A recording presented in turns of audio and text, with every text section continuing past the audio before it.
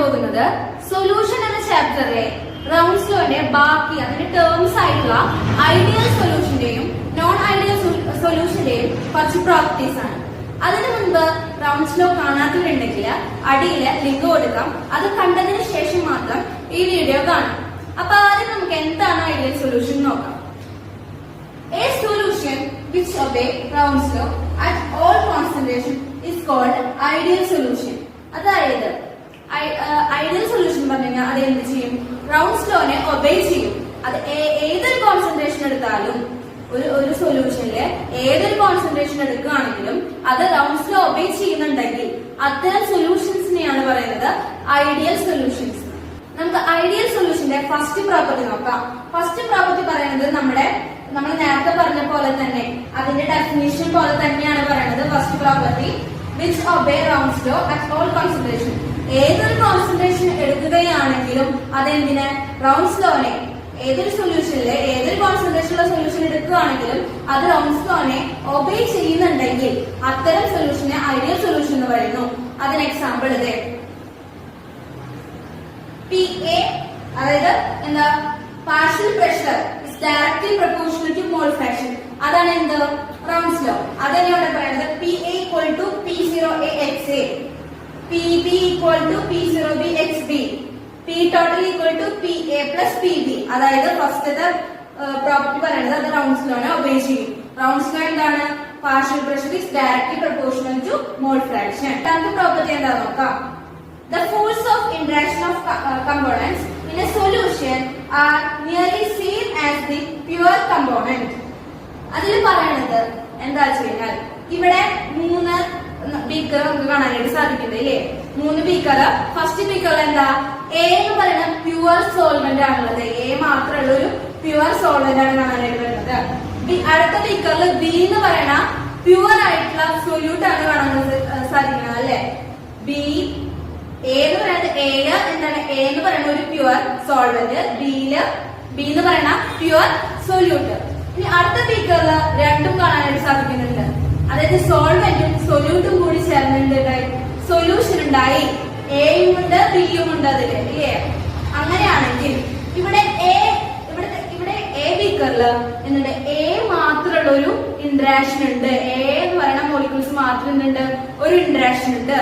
ബിയില് എന്നിട്ട് B molecules മാത്രമുള്ള ഒരു ഇന്ററാക്ഷൻ ഉണ്ട്. ഇവിടെ നോക്കുക, ഇവിടെ ഉണ്ട് എയുടെ ഉണ്ട് ബിയുടെയും മോളിക്യൂൾസിന് എന്തുണ്ട്? ഇന്ററാക്ഷൻസ് ഉണ്ട്. അവിടെ പറയുന്നത് ഇതിന്റെ രണ്ടിന്റെയും ഇന്ററാക്ഷൻ, അതായത് എയുടെയും ബിയുടെയും മോളിക്യൂള് തമ്മിലുള്ള ഇന്ററാക്ഷൻ, ഇവരുടെ ഇന്ററാക്ഷൻ സെയിം ആണ്. അതാണ് ഇവിടെ പറയുന്നത്. The force between interaction of the components, അതായത് ഇതിന്റെ ഇന്ററാക്ഷൻ ഇതിനോട് സെയിം ആണ്. എക്സാമ്പിൾ ആയിട്ട് നമുക്ക് എ എന്ന് പറയാം. ഒരു ക്ലാസ്, ഒരു ഐഡിയൽ സൊല്യൂഷൻ ആണെങ്കിൽ അതൊരു ഐഡിയൽ ക്ലാസ് റൂം എന്ന് വിചാരിക്കാം. ഒരു ഐഡിയൽ ക്ലാസ് റൂം ആകുമ്പോ അവിടെ എന്തുണ്ട്? അവിടെ ബോയ്സ് ഉണ്ട്. അവിടെ ബോയ്സ് ഉണ്ട്, പിന്നെ ഗേൾസ് ഉണ്ട് ഇല്ലേ? അതില് ബോയ്സ് തമ്മിൽ എന്തുണ്ടാവും? ഒരു സൗഹൃദം ഉണ്ടാവും. ബോയ്സ് തമ്മിൽ എന്തുണ്ടാവും? ഒരു സൗഹൃദം ഉണ്ടാവും. ഗേൾസും തമ്മിൽ എന്തുണ്ടാവും? ഒരു സൗഹൃദം ഉണ്ടാവും. അതുപോലെ തന്നെ ആ ക്ലാസ്സിലെ ബോയ്സും ഗേൾസും തമ്മിൽ എന്തുണ്ടാവും? സൗഹൃദം ഉണ്ടാവും. ഈ മൂന്നും ഒരുപോലെയാണ് ആ ക്ലാസ്സിലുള്ളതെങ്കിൽ, ഒരുപോലെയാണ് ഈ ക്ലാസ്സിൽ ഉണ്ടെങ്കിൽ ആ ക്ലാസ്സിൽ നമ്മൾ എന്ത് പറയും? ഐഡിയൽ ആയിട്ടുള്ള ഒരു ക്ലാസ് ആണെന്ന് പറയും ഇല്ലേ? അതുപോലെ തന്നെ ഇവിടെ എ ഇന്ററാക്ഷൻ ബി ഇന്ററാക്ഷൻ അത് എന്തിനോട് സെയിം ആണ്? AB ഇന്ററാക്ഷനോട് സെയിം ആണെങ്കിൽ ആ സൊല്യൂഷൻ എന്താണെന്ന് പറയാം? ആ സൊല്യൂഷൻ ഐഡിയൽ സൊല്യൂഷൻ ആണെന്ന് പറയാം. ഇനി അടുത്ത് നമുക്ക് മൂന്നാമത്തെ പ്രോപ്പർട്ടി നോക്കാം. മൂന്നാമത്തെ property, there is a no changing volume upon mixing the components. അതായത് രണ്ട് കമ്പോണൻസ് മിക്സ് ചെയ്യുമ്പോൾ അതിന്റെ വോളിയത്തിന് യാതൊരു മാറ്റവും സംഭവിക്കുന്നില്ല. രണ്ടെണ്ണം ആഡ് ചെയ്യുമ്പോൾ അതിന്റെ വോളിയത്തിന് ചേഞ്ച് ഒന്നും സംഭവിക്കുന്നില്ല എന്ന് പറയണം. എക്സാമ്പിൾ എടുക്കുകയാണെങ്കിൽ ഇവിടെ A ഉണ്ട് B ഉണ്ട്, Aയും B ഉണ്ട്. A 150 ml എടുത്തു, B 50 ml എടുത്തു. അത് നമ്മൾ മിക്സ് ചെയ്ത ശേഷം നമുക്ക് കിട്ടി 200 ml കിട്ടി. അതായത് അത് മിക്സ് ചെയ്യണതിന് മുമ്പ് രണ്ടിന്റെ വേറെ എത്രയായിരുന്നു? 150 50 അല്ലെ? മിക്സിന് ശേഷം എത്രയാ? 200. അപ്പൊ മിക്സ് ചെയ്യുന്നതിന് മുമ്പും മിക്സ് ചെയ്തതിനു ശേഷം അതിന്റെ വോളിയത്തിന് എന്ത് സംഭവിച്ചു? ചേഞ്ച് സംഭവിച്ചിട്ടില്ല. അതിനാൽ വോളിയം എന്തായിരിക്കും? 0 ആയിരിക്കും. ഈ മിക്സിംഗ് അതായത് എന്തായിരിക്കും? 0 ആയിരിക്കും. അതായത് രണ്ട് കമ്പോണൻസ് ആഡ് ചെയ്ത് കഴിഞ്ഞാൽ അവിടുത്തെ വോളിയത്തിന് യാതൊരു മാറ്റവും സംഭവിക്കുന്നില്ല. അതിന്റെ നാലാമത്തെ പ്രോപ്പർട്ടി നോക്കാം. നാലാമത്തെ property there is no change in enthalpy upon mixing the components. അതായത് രണ്ട് കമ്പോണൻസ് മിക്സ് ചെയ്യുമ്പോൾ അതിന്റെ എൻതാൽപ്പിക്ക് ചേഞ്ച് വരുന്നില്ല. അതായത് അവിടെ ഹീറ്റ് അബ്സോർബ് ചെയ്യോ അത് ലീവ് ചെയ്യോ ചെയ്യണില്ല. ഇവിടെ എൻതാൽപ്പിക്ക് ഒരു ചേഞ്ച് സംഭവിക്കുന്നില്ല. അതില് എക്സോതെർമിക് പ്രോസസ്സോ എൻഡോതെർമിക് പ്രോസസ്സോ ഒന്നും തന്നെ ഇവിടെ നടക്കുന്നില്ല. അതുകൊണ്ട് എൻതാൽപ്പിക്ക് എന്ത് ചേഞ്ച് വരുന്നില്ല. അപ്പൊ delta H mixing equal to 0. ഇനി ഈ ഐഡിയൽ സൊല്യൂഷൻ ഉണ്ടാവുക തന്നെ വളരെ സാങ്കല്പികമാണ്. പക്ഷെ അതിന് കുറച്ച് എക്സാമ്പിൾസ് ആണുള്ളത്. ഈ 3 എക്സാമ്പിൾസ് വളരെ ഇമ്പോർട്ടന്റ് ആണ്. ഫസ്റ്റ് എക്സാമ്പിൾ നോക്കാം. Normal hexane plus normal heptane. അത് ഫസ്റ്റ് ഒരു എക്സാമ്പിൾ ആണ്. Normal hexane plus normal heptane. രണ്ടാമത്തെ എക്സാമ്പിൾ ആണ് ബ്രോമോഇഥെയിൻ പ്ലസ് ക്ലോറോഇഥെയിൻ. മൂന്നാമത്തെ എക്സാമ്പിൾ ബെൻസീൻ പ്ലസ് ടൊലുലിൻ. ഈ 3 എക്സാമ്പിളും വളരെ ഇമ്പോർട്ടന്റ് ആണ്. ഇതിന്റെ ഈ പേരിൽ തന്നെ ഇതിന് സാമ്യമുണ്ട്. എക്സെയിൻ, ഹെപ്റ്റെയിൻ, ബ്രോമോഇഥെയിൻ, ക്ലോറോഇഥെയിൻ, ബെൻസീൻ, ടൊലുലിൻ. ഇനി ഇതിന്റെ ഗ്രാഫ് റെപ്രസെന്റേഷൻ എങ്ങനെയാണ് നോക്കാം. ഇതിന്റെ ഗ്രാഫ് റെപ്രസെന്റേഷൻ നമ്മൾ കഴിഞ്ഞ വീഡിയോയിലെ റൗണ്ട്സ് ലോന്റെ ഗ്രാഫ് എങ്ങനെയാണോ ഇരിക്കണേ അതുപോലെ തന്നെയായിരിക്കും ഇതിന്റെ ഗ്രാഫ് റെപ്രസെന്റേഷൻ. ഈ സൈഡിൽ കൊടുത്തിരിക്കുന്ന പോലെ തന്നെ, അതായത് നമ്മുടെ റൗണ്ട്സ് ലോയിലെ ഏത് ഗ്രാഫ് ആണോ നമ്മൾ നൽകിയിരിക്കണേ അതേപോലത്തെ ഗ്രാഫ് തന്നെയായിരിക്കും ഐഡിയൽ സൊല്യൂഷനിൽ കാണാനായിട്ട് സാധിക്കുക. അടുത്ത് നമ്മൾ ഡിസ്കസ് ചെയ്യാൻ പോകുന്നത് റൗണ്ട്സ് ലോയുടെ അടുത്ത ടേം ആയിട്ടുള്ള നോൺ ഐഡിയൽ സൊല്യൂഷനെ പറ്റിയാണ്. എന്താണ് നോൺ ഐഡിയൽ സൊല്യൂഷൻ? അതായത് നമ്മൾ നേരത്തെ ഡിസ്കസ് ചെയ്ത ഐഡിയൽ സൊല്യൂഷന്റെ നേരെ ഓപ്പോസിറ്റ് ആണ് നോൺ ഐഡിയൽ സൊല്യൂഷൻ. അപ്പൊ നമുക്ക് അതിന്റെ പ്രോപ്പർട്ടീസും അതിന്റെ ഡെഫിനേഷൻ എന്താണെന്ന് നോക്കാം. ആദ്യം നമുക്ക് അതിന്റെ ഡെഫിനേഷൻ എന്താണെന്ന് നോക്കാം. A solution which do not obey Raoult's law at all concentration is called non-ideal solution. അതായത് ഏതൊരു കോൺസെൻട്രേഷൻ ഉള്ള സൊല്യൂഷൻ എടുത്താലും അത് റൗൾട്ട്സ് ലോനെ ഒബേ ചെയ്യുന്നില്ലെങ്കിൽ അത്തരം സൊല്യൂഷനെയാണ് പറയുന്നത് നോൺ ഐഡിയൽ സൊല്യൂഷൻ. ഇതിലെ ഫസ്റ്റ് പ്രോപ്പർട്ടി നോക്കാം. ഫസ്റ്റ് പ്രോപ്പർട്ടി എന്താണ്? റൗൾട്ട്സ് ലോനെ ഒബേ ചെയ്യുന്നില്ല. അതുകൊണ്ട് partial fraction is not directly proportional to mole fraction. PA not equal to P0B XB. PB not equal to P0B XB. P total not equal to PA plus PB. In second property എന്താണ് ചെയ്യുന്നത്? Delta അതായത് delta V not equal to 0. അതായത് രണ്ട് കമ്പോണൻസിനെ mix ചെയ്യുമ്പോൾ അതിന്റെ volume എന്ത് ചെയ്യുന്നു? Change ചെയ്യുന്നു. വോളിയം ചേഞ്ച് ചെയ്തുകൊണ്ടിരിക്കുന്നു. വോളിയം മാറുന്നില്ല എന്നല്ല, മാറിക്കൊണ്ടിരിക്കുകയാണ് ചെയ്യുന്നത്. അപ്പോ not equal to 0. Third property delta H mixing not equal to 0. അതായത് രണ്ട് കമ്പോണൻസ് തമ്മിൽ മിക്സ് ചെയ്യുമ്പോൾ അതിന്റെ എൻതാൽപ്പിക്ക് എന്ത് സംഭവിക്കുന്നു? എൻതാൽപ്പി ചേഞ്ച് ചെയ്യുന്നു. എൻതാൽപ്പി ചേഞ്ച് ചെയ്യുന്നു എന്ന് പറഞ്ഞാൽ അവിടെ എക്സോതെർമിക് പ്രോസസ്സോ എൻഡോതെർമിക് പ്രോസസ്സോ ഏതെങ്കിലും ഒരു പ്രോസസ് അവിടെ നടക്കുന്നുണ്ടായിരിക്കാം. ഇനി അടുത്ത property AA interaction or BB interaction not equal to AB interaction. ഒരു നോൺ ഐഡിയൽ സൊല്യൂഷനിലെ AB interaction not equal to AA interaction or BB interaction. നേരത്തെ പറഞ്ഞ പോലെ തന്നെ ഒരു ക്ലാസ് റൂം എടുക്കുകയാണെങ്കിൽ അവിടെ എന്തുണ്ട്? ബോയ്സും തമ്മിൽ എന്തുണ്ട്? ഫ്രണ്ട്ഷിപ്പ് ഉണ്ട്. ഗേൾസും തമ്മിൽ എന്തുണ്ട്? ഫ്രണ്ട്ഷിപ്പ് ഉണ്ട്.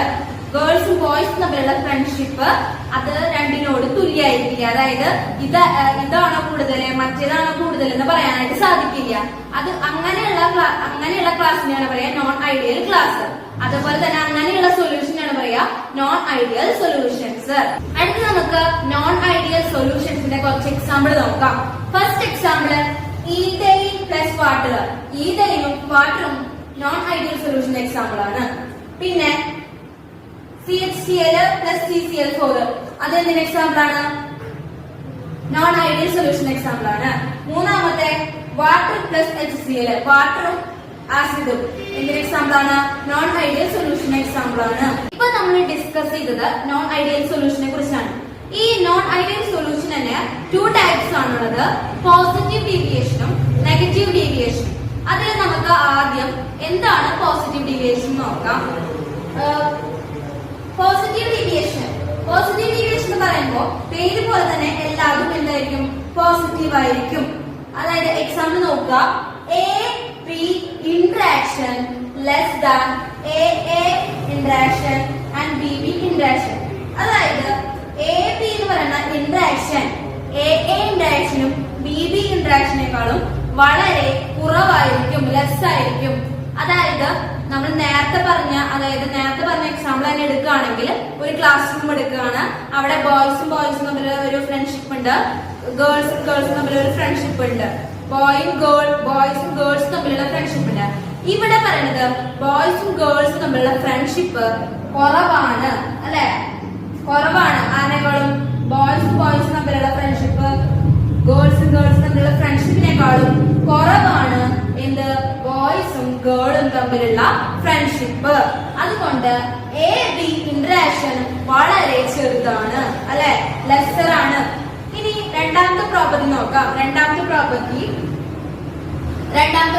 എന്ന് പറയുന്നത് റൗണ്ട്സ് ലോ. അതായത് vapour pressure is greater than P0AXA, അല്ലെ? PB greater than P0BXB, P total greater than PA plus PB. ഇതിൽ പറയുന്നത് എന്താണെന്ന് വെച്ച് കഴിഞ്ഞാൽ, നമ്മൾ ഇവിടെ കണ്ടു എ ബി ഇന്ററാക്ഷൻ വളരെ ലെസ് ആണ്, അല്ലെ? എ ബി ഇന്ററാക്ഷൻ വളരെ ലെസ് ആണ്. അതുകൊണ്ട് അവിടുത്തെ ബോണ്ട് വളരെ വീക്ക് ആയിരിക്കും. ഈ ബോണ്ട് വീക്ക് ആവുമ്പോൾ അവിടെ വേപ്പർ ആയിട്ട് പോകാനുള്ള കഴിവ് എന്തായിരിക്കും? കൂടുതലായിരിക്കും. അതുകൊണ്ട് വേപ്പർ പ്രഷർ എന്തായിരിക്കും? വേപ്പർ പ്രഷർ വളരെ കൂടുതലായിരിക്കും. ഇവിടെ എ ബിയുടെ ഇന്ററാക്ഷൻ വളരെ കുറവാണ്, വീക്കാണ്. അതുകൊണ്ട് അതിന്റെ ബോണ്ട് എന്തായിരിക്കും? വളരെ വീക്ക് ആയിരിക്കും. അതുകൊണ്ട് വേപ്പർ പ്രഷർ എന്തായിരിക്കും? വളരെ കൂടുതലായിരിക്കും. ഇനി അടുത്തത് നോക്കാം. അതാണ് ഇവിടെ പറയണത്, അല്ലെ? വേപ്പർ പ്രഷർ കൂടുതലാണ്, പോസിറ്റീവ്, അല്ലെ? കൂടുതൽ വരുമ്പോ കൂടുതൽ പോസിറ്റീവ്. ഇനി അടുത്തത് നോക്കാം. Delta V mix is positive. അതായത് ചേഞ്ച് ഇൻ വോളിയം കൂടുതലാണ്. അതായത് ഇവിടുത്തെ ബോണ്ട് എന്താണ്? വീക്കാണ്. ബോണ്ട് വീക്ക് ആവുമ്പോ അവിടുത്തെ വോളിയം കൂടുന്നു. വോളിയത്തിന് എന്ത് സംഭവിക്കുന്നു വെച്ച് കഴിഞ്ഞാൽ വോളിയം കൂടുന്നു എന്നാണ് ഇവിടെ പറയുന്നത്. ഇനി അടുത്ത് നോക്കാം. Delta H mix. അതിന് ഇവിടെ എന്താൽപി പോസിറ്റീവ് ആകുന്നു. എന്താൽപി പോസിറ്റീവ് ആകുന്നതിനർത്ഥം the process of dissolution endothermic process ആണ്. പോസിറ്റീവ് ആവാന്ന് വെച്ച് കഴിഞ്ഞാൽ എൻഡോതെർമിക് പ്രോസസ് ആണ് ഇവിടെ നടക്കുക. എന്താൽപി കൂടുന്നു. ഇതിനൊക്കെ ഒരു കാരണമുള്ളൂ. എ ബിയുടെ ബോണ്ട് എന്താണ്? ഇവിടെ വീക്കാണ്. അതുകൊണ്ടാണ് ഡെൽറ്റ പി, അതായത് വോളിയവും എന്താൽപിയും എന്ത് ചെയ്തത്? പോസിറ്റീവ് ആയത്.